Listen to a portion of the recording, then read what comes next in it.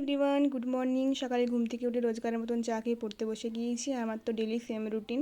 দেন একটা ভাবরা খেলাম অনেকদিন পর। মাঝে আমি আর দিদি একটু বাইরে বেরিয়েছিলাম, কাজ ছিল কিছু।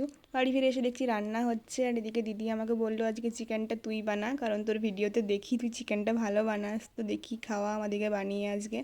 তো আমি এই চিকেনটা বানাচ্ছিলাম, আর কালারটা দেখো এখন তো দেখতে ভালো লাগছে। আর দিদি আমাকে দেখিয়ে দিচ্ছিলো এরকমভাবে ভিডিও করবি।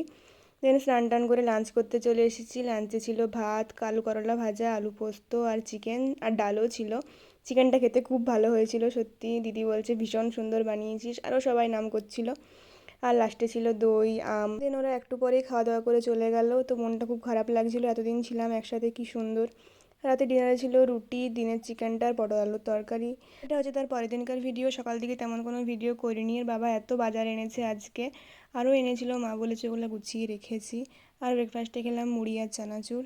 দেন স্নান টান করে লাঞ্চ করতে চলে এসেছি। লাঞ্চ ছিল ভাত, খসলা ভাজা, শাক ভাজা, কুমড়োর তরকারি, আরও তরকারি ছিল, আর হয়েছিল ডাল। এতদিন টানা পর পর মাছ মাংস খেয়ে আর মাছ মাংস খেতে ইচ্ছে করছিল না, তাই আজ সিম্পল নিরামিষ হয়েছে, যেটা খেতে অপূর্ব লাগছিল। আর লাস্টে আচার, দই, আমও ছিল। আর এই ভিডিওটা পোস্ট করার পর কিছুদিনের জন্য আমি এখন আর ভিডিও আপলোড করব না। তো ততক্ষণ পর্যন্ত স্টে টিউন, তারপরে আবার রেগুলার ভিডিও আপলোড করব। আর রাত্রে অমাবস্যা পুজো হয়েছিল, তো প্রসাদ খেলাম।